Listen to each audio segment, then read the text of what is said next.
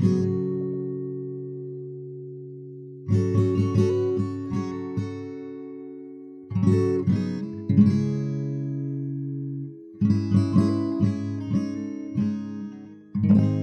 the United States, there are presidential elections every 4 years, but in between those, every 2 years, there are midterm elections, thus called because they're held about midway through a president's term in office, that determine the fortunes of all 435 seats of the House of Representatives and either 33 or 34, depending on the election, of the 100 total seats in the U.S. Senate. And the House and Senate are the two bodies that make up the U.S. Congress. At these same midterm elections, 34 of the 50 total U.S. states elect their governors, all but Vermont and New Hampshire, for 4-year terms. Those two states elect for only 2-year terms. And many states also load the ballots with elections for state legislature, also called General Assembly positions. Alongside those larger candidate-focused races, there are also smaller government office elections, so treasurer, sheriff, things like that, and citizen initiatives, sometimes called state ballot measures, which cover issues like the legalization of various currently illicit substances, decisions on new taxes, voting-related issues, and other things of that nature. On top of all that, there are also sometimes special elections for senators, governors, or other folks who are either only elected for a couple of years at a time, as is the case in Vermont and New Hampshire, or to fill a seat if said seat has been cleared recently by a scandal or death or other seat vacating event. So these midterms are a pretty big deal in the sense that they determine a lot of the nuts and bolts operation of individual states in particular, and because of how state operations go on to influence national happenings. And this is more directly the case for those congressional seats, as those congresspeople actually go to work in Congress in Washington, D.C. But it's true of mayors and governors as well, as they can choose to support or not support federal-level proposals. Despite that fundamental importance to the functionality of government, including a whole lot of very practical outcomes of how governance is conducted though, voter turnout for midterm elections tends to be substantially lower than voter turnout for presidential elections.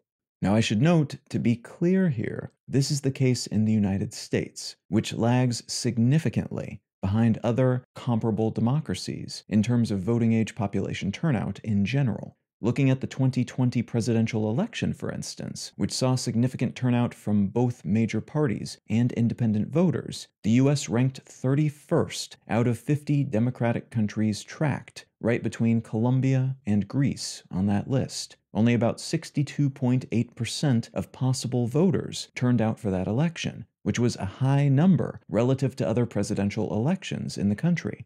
Compare that with the 94.9% who showed up for Uruguay's 2019 election, the 80.3% that voted in Sweden's recent 2022 election, and the 76.7% that cast ballots in South Korea's 2022 election, and you can see that the US's turnout doesn't rank terribly well internationally. A whole lot of Americans who can vote do not vote. That said, the US outperforms every other tracked democracy in terms of registered voter turnout. So there's a number of people who are qualified to vote, which is where the US lags, but then there's the number of people who register to vote and then show up on election day, or who cast their votes early via some other legal mechanism. In that latter case, the US does great, first of all the countries on that list of 50 nations, with a 94.1% turnout. But again, that's for presidential elections. The 2018 midterm election saw a record number of possible voters show up, with about 50% of the total eligible population casting a ballot. The numbers are still rolling in for the recent 2022 midterms, but the best estimates right now suggest that we'll hit maybe 46.9%, a significant drop, if still higher, than every other 21st century midterm thus far, most of which have hovered in the high 30s to low 40s range.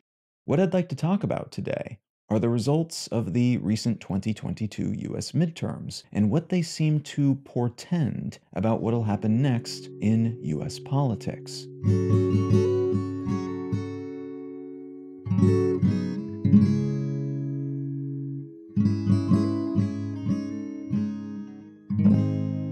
You are listening to Let's Know Things. I'm Colin Wright. It has been a tricky year for all news entities, so if you're in the position to do so, and if you're finding value in this or any news publication, please consider becoming a supporter. In the case of Let's Know Things, the simplest way to do that is to become a patron at patreon.com/letsknowthings. You can also become a member at understandery.com and support this and all of my projects. Supporters who contribute monetarily via either method gain access to an ad-free version of this show and an additional episode of the show each month. A huge thanks to everybody who's already helping to support this podcast, and thank you in advance if you're considering doing so in the future. All right, let's get back to the show.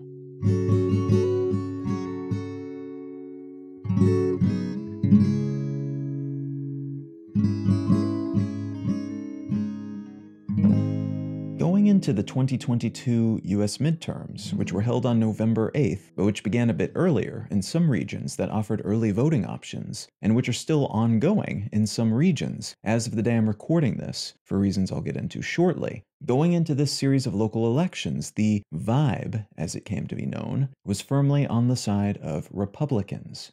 There were a lot of reasons to trust this vibe, as first of all, the sitting president's party almost always loses a whole lot of seats in Congress and at the local level 2 years into their governance, in part because anything bad that happens during that 2-year period is blamed on the president and their party, sometimes rightly, often at least partially wrongly. But that's how these vibes work either way. It's as much about emotional response to negative things that have happened recently as any kind of rational justification.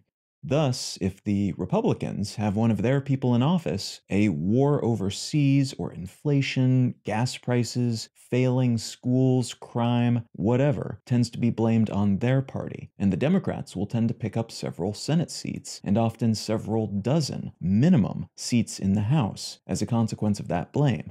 They will also typically pick up a bunch of mayorships and governor positions and a slew of other lower-level officer positions throughout the country as well. The opposite is also true. Democrats tend to suffer heavy losses when their person is in office, and that's the case right now, with Democrat Joe Biden just coming around the bend of his first 2 years as president. So the tea leaves were not favorable structurally because of how this almost always turns out. The Dems were expecting somewhere between a minor and major bloodbath for their people based on that trend alone, and the Republicans expected the same.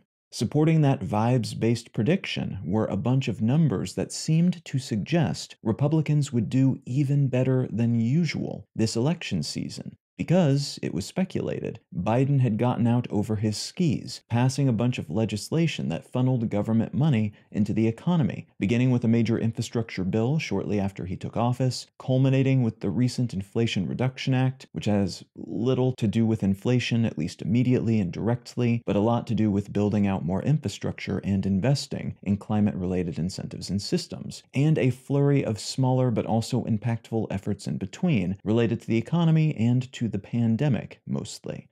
Inflation levels globally are sky high, so this is not a US-only thing, but inflation rates in the US have been disconcertingly potent and consistently upward trending. And that's led to super high prices at the grocery store, at the gas pumps, and at times in Americans' monthly rental payments.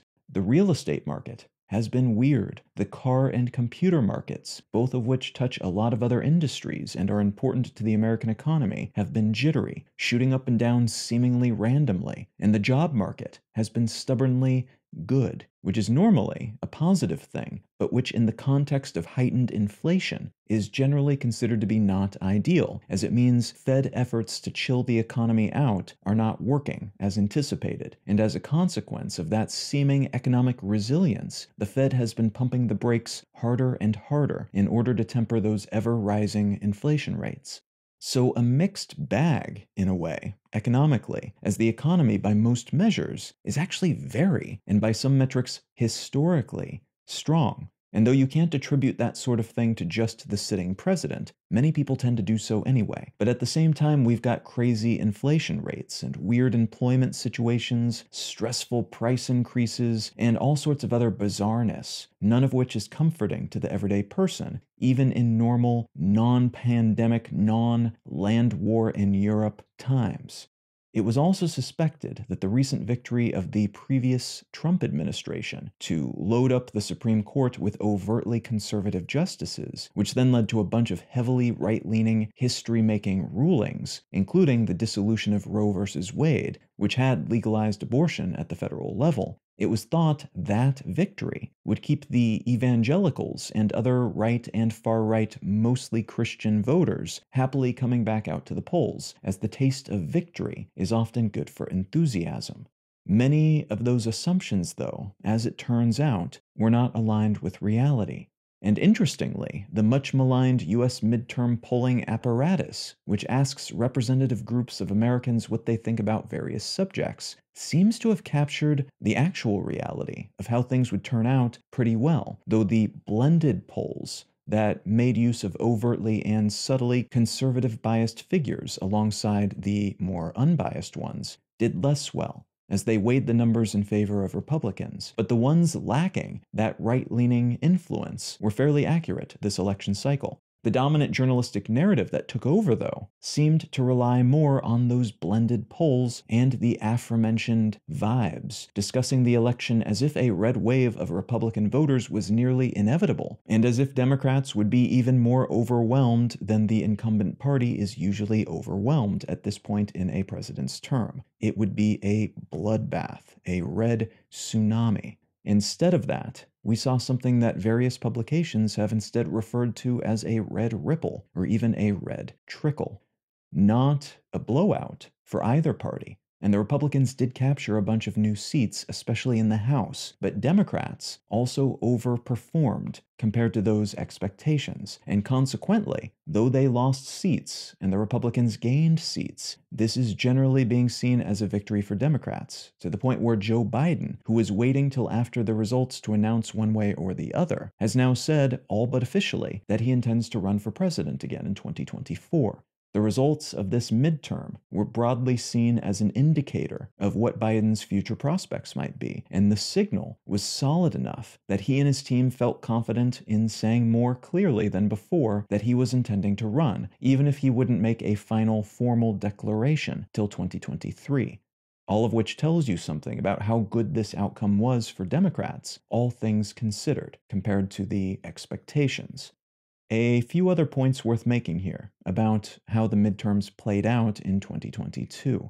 There were concerns that there might be widespread violence at the polls, especially considering how much intimidation and violence there was during the 2020 presidential elections, with some ardent Trump supporters in particular hurling threats against everyone from poll workers to opposition candidates. But that didn't happen. There were a few isolated incidents, but nothing major, and nothing that wasn't easily handled by the officials on site. There weren't any large-scale disruptions of any kind, in fact, and though there were some technical flubs, including a relatively minor ballot submission issue in Arizona that some ardent election deniers have latched onto, with middling results so far, as a potential scandal that they can fan into something bigger. But overall, things seemed to go almost boringly smoothly in this election.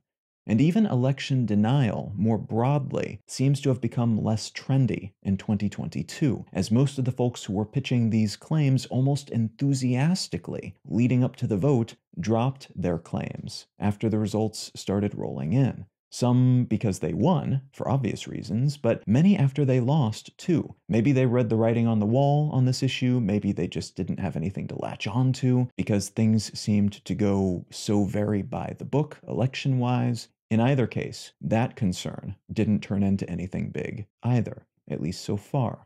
And that feeds into another seeming change in the wake of this anticipated but mostly failed red tide of votes. The Republican Party, not having achieved their assumed massive level of success, has turned pretty hard against former President Trump, blaming him for, among other things, hand-selecting and supporting a lot of candidates that have generally been seen as weak candidates, like the TV personality Dr. Oz, who lost a highly visible, very important, and expensive race in Pennsylvania that seemed early on to be an easy win for any Republican who might run for the seat, while also focusing the party's attention on what they now call outdated issues. Trump's claims of vote rigging, for instance, now seem like a weight around the party's ankles, rather than a motivating force bringing angry voters out to the polls.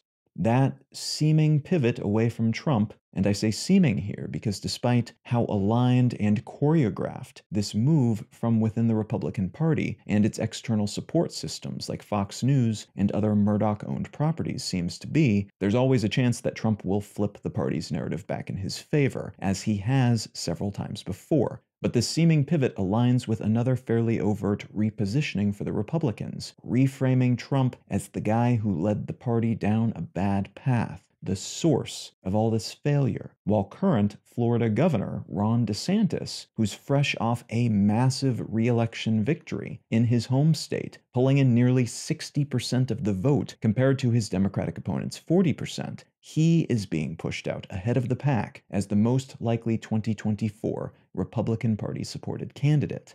Now, any or all of that could change depending on how cleanly this pivot is made by the Republican establishment, how well most people fall into line with that new messaging, and what kind of fight Trump puts up in order to retain his stranglehold on all that political power. It could be that he's happy to adopt this new strategy as a venerated kingmaker, retiring from office but using his influence for other purposes and in other ways, though he could also lash out, creating a schism in the party that maybe lasts long enough to hurt Republicans in the upcoming 2024 presidential election. It's really difficult to say which direction things will swing at this point. But the sudden change in messaging, all with a fairly consistent Trump did this to us, it's time to move on angle to it, suggests that they may actually push hard on this time and might be willing to suffer some short-term losses in order to reposition the party away from the MAGA model into a still very conservative but less flamboyant about it approach. One less focused on revenge narratives and conspiracy theories, and more focused on the more traditional conservative lawmaker mold that DeSantis has been demonstrating, and to great ballot box success down in Florida. Also worth noting here, pro-choice abortion measures seemed to do very well in this election, and the right to an abortion has been formalized in 5 new states, failing only in Kentucky this time around. Marijuana legalization was a mixed bag with nay votes in 3 conservative states, but yes votes legalizing the drug in Maryland and Missouri. 3 states opted for additional restrictions on voting, and 2 voted to expand voter access to more people. Minimum wage measures did pretty well, though a few of the counts on such measures are still outstanding as of the day I'm recording this. And 4 states voted to prohibit slavery as a punishment, while Louisiana, unnervingly, did not vote to do so. Though apparently the person who sponsored the Louisiana amendment asked people to vote against it so he could bring another, better written amendment to the vote next time around. And these prohibitions, it should be noted, do apply to slavery in the traditional sense, but are also generally seen as a shot across the bow of laws that allow prisons to use prisoners as low or non-paid labor in many parts of the United States. As of the day I'm recording this, the weekend before this episode goes live, the House looks almost certain to be taken by Republicans. The Democrats currently hold it, so the House would be flipped, though they're not expected to take it by much, and the Senate is up for grabs. The Senate election in Nevada still hasn't been counted for normal, this is just how things work in that state, reasons, and the Democrats and Republicans have 49 confirmed Senate seats apiece based on currently counted votes. Republicans need 51 seats to run the Senate, while Democrats only need 50 because the vice president, who is a Democrat right now, serves as the tie-breaking vote in the Senate. So if the Democrats win Nevada, which is a distinct possibility, they will hold the Senate. If the Republicans win Nevada, a runoff in Georgia that is being held because neither senatorial candidate there got 50% of the vote, that will determine who runs the Senate for the upcoming session. And that runoff in Georgia will take place the first week of December. There's a good chance some currently unresolved elections, including that Senate election in Nevada, will be officially called by the time this episode lands. So Georgia could be a relative non-issue by the time you hear this, or it could be a hotbed for election funding and messaging for the next month, similar to what happened in 2020, because whoever wins will control the Senate. Now, the Republicans taking even just the House is a pretty big deal, and again, that seems almost certain at this point, as it means the Democrats, whether they have the Senate or not, won't be able to get much legislating done. The Republicans of modern times have been fairly obstructionist as a strategy, which typically means they just don't let the Democrats pass much of anything, unless there's something really juicy and outsized for them included in what's passed. And generally, for a lot of major decisions, both houses of Congress need to approve what is being proposed. If the Republicans take both houses of Congress, they're even more capable in that regard and gain additional powers in terms of investigating Democrats and Democratic interests, embarrassing the president, and things like that. It levels up their obstructionist powers while also allowing them to spark more of their own projects and adventures. Lacking a supermajority in these houses, they won't be able to do much of anything on their own because President Biden could just veto anything that they pass that he doesn't like. Presidents tend not to like to veto tons of stuff if they can avoid it, but if forced, he almost certainly would. Which is one way they could embarrass him, by making it look like he is the one keeping anything from getting done. Everything they put forward, he vetoes. At the moment, then, the major takeaways from these midterm elections are that the Republicans are probably going to need a different message moving forward. DeSantis will likely become the Republican establishment's new white knight, though Trump may make this repositioning difficult on them, depending on all sorts of variables. And Trump has been expected to announce his candidacy for the 2024 presidential election on November 15th, the day this episode goes out. So we will see if anything that's happened with this election influences that choice, which in turn could sway a whole lot of other 2024 lead-up happenings. It could redefine the entire election. Young voters under 30 played a huge role in these midterm results, as did single college-educated women. Both groups voted massively for Democrats, swaying the numbers in meaningful ways across the board. Independents also leaned more leftward in this election, and surveys suggest this is because they were worried about the election-denying, conspiracy-theorizing, resentful party platform the Republicans were favoring under Trump. So that could help the Republicans develop a more broadly palatable winning message for 2024, knowing what to focus on less, at least. Republican House and Senate leaders McCarthy and McConnell are expected to face challenges from Trump-supported further-right congresspeople in their own party, people who will likely have outsized influence on happenings in Congress till the next election cycle because of the moderate wins the Republicans saw this time around. They won't have a major majority in the House no matter what at this point, which means they will need every single vote, including those of these more extreme politicians, which could allow those more extreme politicians to shape more of the party's leadership structure in the short term, because if they don't get what they want, they could threaten to not vote with the rest of the Republicans, which would get rid of their majority. Election deniers who ran for lower office positions like Secretary of State, intending to use those positions to forward their unfounded election denial conspiracies, lost in all swing states, which should make major constitutional disruptions, at least, in the 2024 presidential election less likely.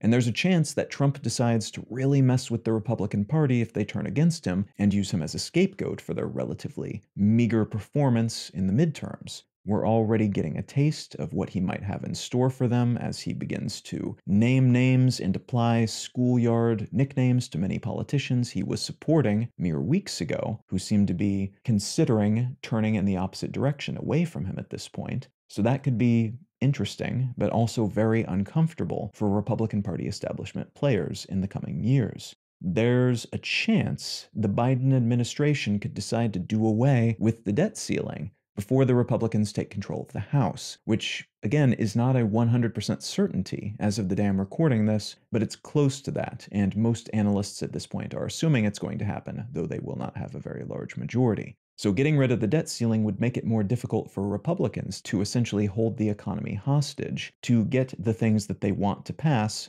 through Biden's veto, though the concept of killing the debt ceiling has traditionally been unpopular, even though the ceiling is kind of an antique concept, and most countries don't have that kind of thing anymore. So we will see on that. More broadly, beyond the politics of all these politics, a divided government with the president from one party and Congress, at least partially from another, is generally good for business, or at least business owner enthusiasm, as it tends to mean no major new taxes or regulations, because nothing like that can get through. And it would also likely mean no more major climate-related bills or funding, nothing that would require the consent of Congress to make it happen anyway. And some of what's already been passed or decreed could be investigated, symbolically or practically, by Congress as well, so it could then also potentially be torn down by the same group. So there's a lot left to figure out here, but the broad strokes, mostly of a reconfiguring Republican Party and a less capable of acting US government, alongside an almost strangely popular Democratic Party, seem to be already locked in at this point, even if the specifics will take another few days or weeks or months to fully coalesce.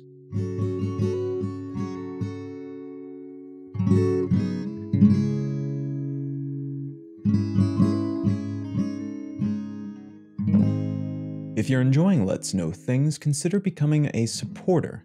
The simplest way to do that is to become a patron at patreon.com/letsknowthings. You can also support this and my other projects at understandry.com. And folks who support this podcast via either of those means gain access to an additional episode of the podcast each month and an ad-free version of the show. A great big thanks to everybody who's already helping to support this show. You make all of those bonus episodes, but also importantly, this weekly free to everyone episode possible. And thank you in advance if you're considering doing so in the future. The book I'd like to recommend today is called How the World Really Works: A Scientist's Guide to Our Past, Present, and Future by Václav Smil. This book is written by an author who I've read before. He's written dozens of books, and he's a very well-informed guy who is ultra-focused on explaining data and collecting that data in the first place, but then noticing patterns in the data and trying to derive meaning from it. And he has some very strong opinions derived from those patterns that he sees, and I don't agree with all of them, but all of his opinions do tend to be derived from very good numbers collected in legitimate ways. And this book gets into a whole lot of different aspects of how the world works today, and is thus a very good baseline for understanding how the current international system, inclusive of a great many things, all fits together, and why it works the way that it does, or in some cases, doesn't work as well as it should. This is not a cakewalk book. It is a little bit dense with information, as his books tend to be, including numbers and other such data, but it's actually a lot more readable than some of his other books, which read more like textbooks. So if you're looking for an entry point to this type of information, this is a very good option. Now, if any of that sounds interesting to you, consider picking up a copy of How the World Really Works by Václav Smil. You can find out more about me and my work at Colin.io. You can find the show notes and transcript for this and every episode of the podcast at letsknowthings.com. You can find a collection of my other projects at understandery.com. And feel free to reach out and say howdy on social media. I'm at Colin is my name on Twitter and Instagram, and at Colin Wright on Facebook and YouTube. Thank you so very much for listening. I'm Colin Wright, and I'll talk to you again next week.